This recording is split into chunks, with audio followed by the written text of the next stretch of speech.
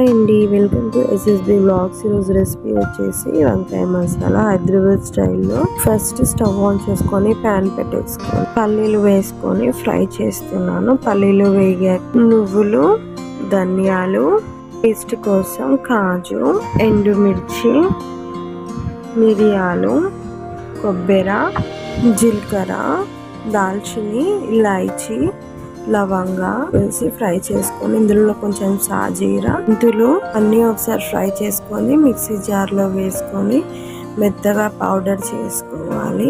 ఇప్పుడు ఇందులోనే చింతపండు గుజ్జు వాటర్ కూడా వేసి మిక్సీ పట్టి స్మూత్ పేస్ట్ లా చేసుకోవాలి. అంటే మసాలా ప్రిపేర్ చేసుకున్నాం కదా, ఇప్పుడు ఇంకొక ప్యాన్ పెట్టేసుకొని కొంచెం ఆయిల్ వేసుకొని వంకాయలన్నీ ఫ్రై చేసుకుందాము.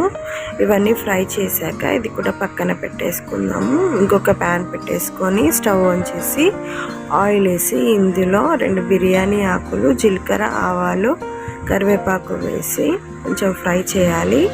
ఇందులోనే కట్ చేసుకున్న పచ్చిమిర్చి, చేసుకున్న ఉల్లిపాయలు కూడా వేసి బాగా ఫ్రై చేయాలి. కలర్ చేంజ్ అయ్యాక ఇందులో కొంచెం పసుపు, అల్లం వెల్లుల్లి పేస్ట్ వేసి ఇదంతా బాగా కలిసేలా మిక్స్. ఇందులోనే మనం పేస్ట్ చేసుకున్నాం కదా అండి మసాలా, ఆ పేస్ట్ అంతా వేసేసి ఆయిల్ అంతా బయటికి వచ్చేంత వరకు చేసుకోవాలి. ఇందులోనే కారం, ఉప్పు వేసి రెండు కలిసేలాగా బాగా మిక్స్ చేసుకోవాలి.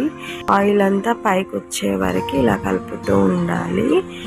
ఈ కారం అంతా కుక్ అయిన తర్వాత ఆయిల్ వచ్చేస్తుంది పైకి. వాటర్ వేసుకోవాలండి, మనకి గ్రేవీ ఎంత అవసరమో అంత. నేను ఒక 2 గ్లాసెస్ వాటర్ వేసి మిక్స్ చేస్తున్నాను.